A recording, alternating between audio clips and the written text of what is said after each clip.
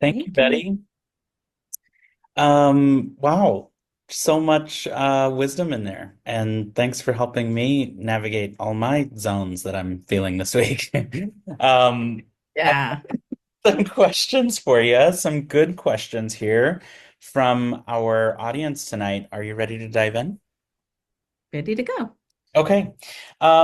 So first thing that came up is we're loving your these indicators of toxic stress that you pointed out early on in the presentation. So things like, things are happening too fast, too quick, they come up too intensely, there's not enough time to recover, or it takes way too long to recover.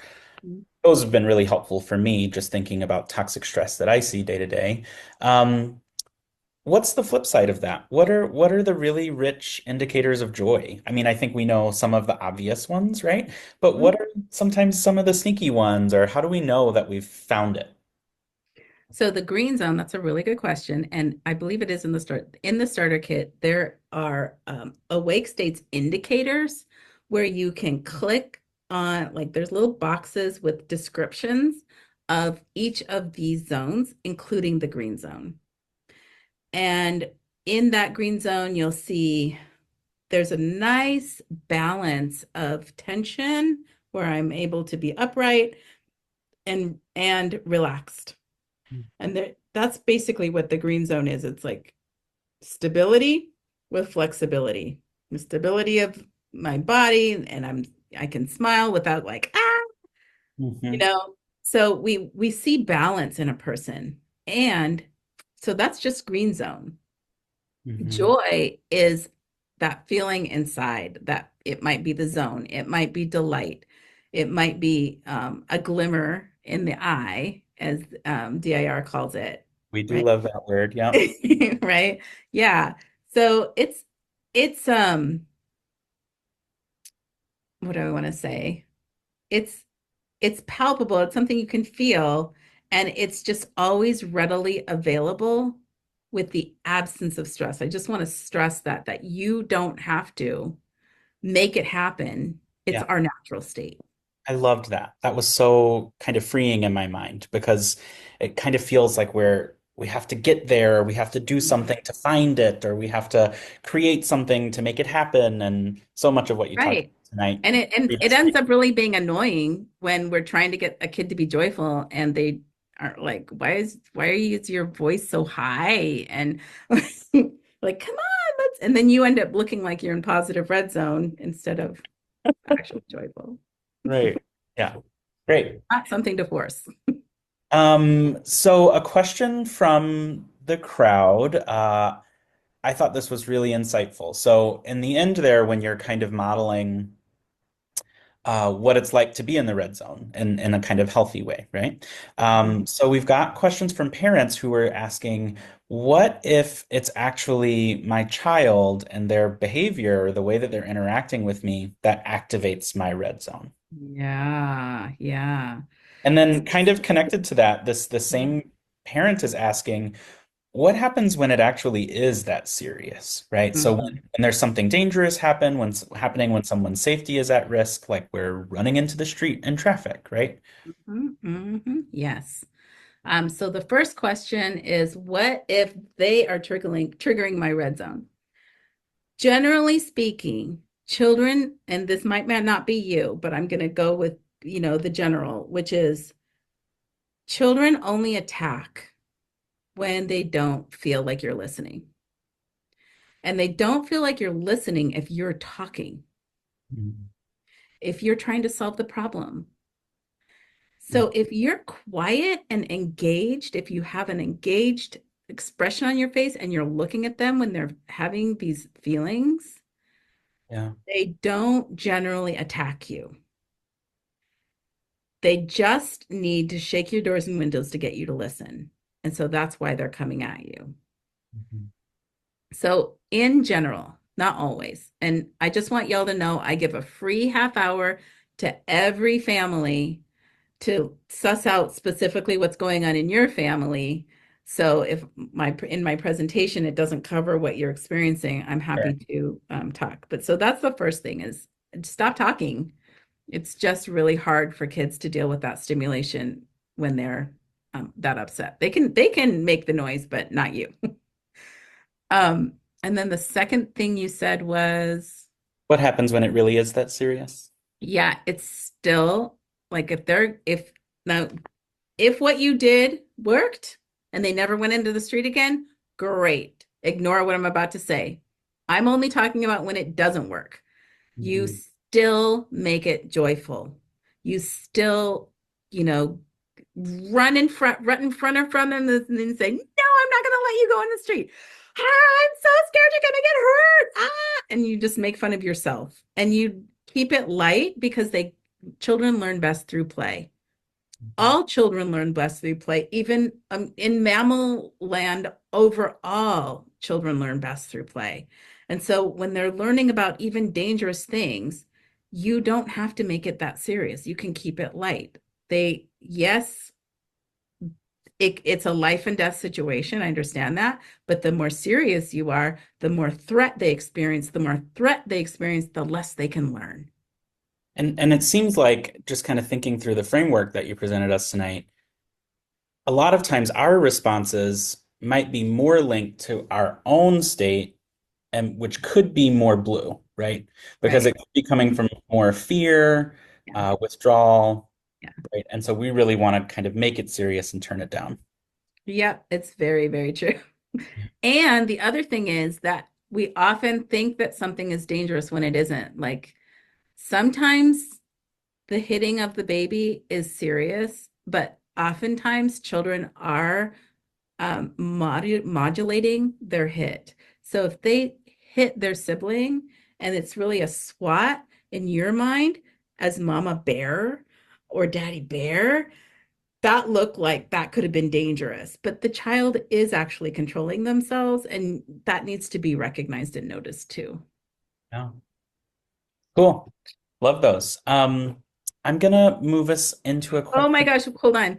That Yeah. is the best. We had a student running toward the street. I came out of the building with bubbles and ran from him, which he joined immediately to chase me to play. Awesome. Great example, right?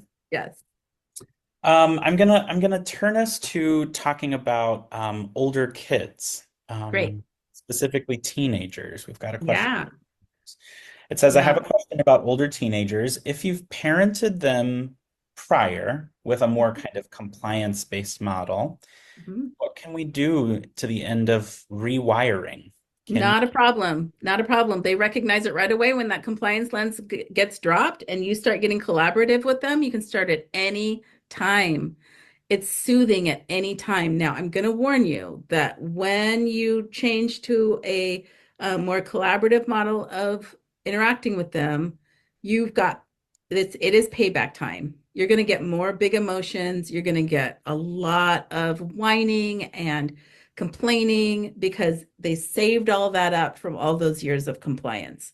So, yes, it's it gets better, but it also gets worse until that gets out and they get healed from all that coercive parenting that was happening. By the way, coercive parenting is a tag word that you can use for looking up Instagrams and TikToks on how to do this. It's a great thing to plug in.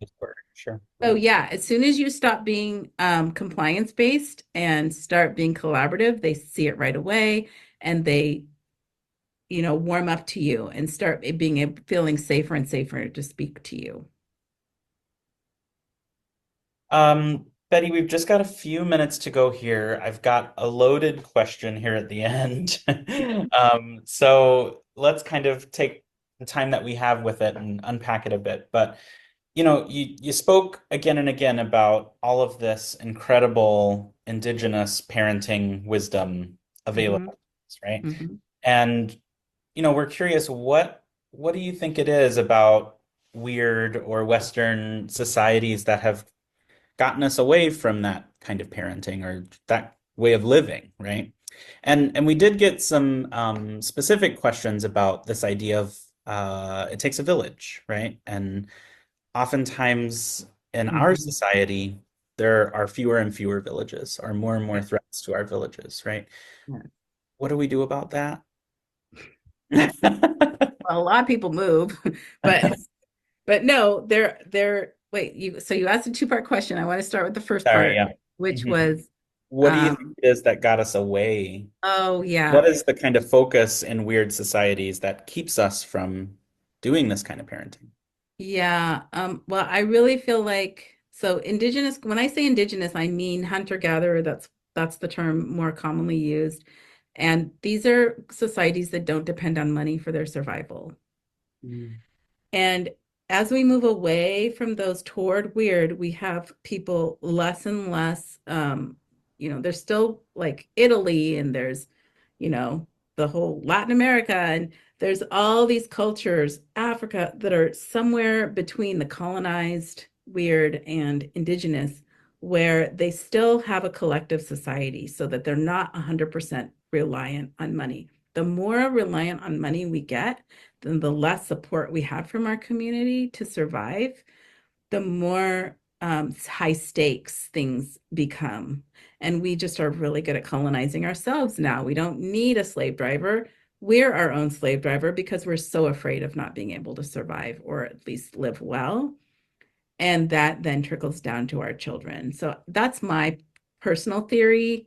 Yeah. Um, about how we got so far away from it is just like the fear of not enough money Mm. and needing to like make sure that we toe the line and do it all Yeah.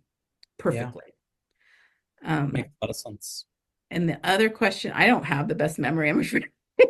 You're good. I would fail Uh, all the memory tests. the last one is it's related, right? It's about the idea of villages, and we're very expected to kind of Oh yeah, parent on our yeah, own here in the yeah. West. And that So what do we so do? all the things that I talked about today require you to go against the grain and to really have your own compass. And that's really, really hard. One, I highly recommend if you have the funds to travel to places where you get lots of exposure to these other countries and the way that they think so that you can have a model yourself because you also learn by example because you're human where you can see this is how people treat each other. This is how people prioritize relationship. So traveling or watching movies from different countries and dealing with the subtitles, whatever it is, like expose yourself to these cultures is one really good way to do it. Go live somewhere for a year with your kids or whatever it is, and then try to cultivate that here. Everybody else is also isolated. So if you make an effort to reach out and talk to the people that that are in your community and say, hey, how about we, you and I are pretty like-minded. How about we deliberately keep connected and keep our children playing together and Mm. like create remember the pods of the Yeah. COVID days? Like we still need them to Yeah. continue building your community and talking about it explicitly. It's not enough to just reach out. You have to say, this is what I'm doing so that they also are motivated to make an effort. So you're not the only one making the effort in the relationship. Betty, thank you so much. We've got some love coming in the chat.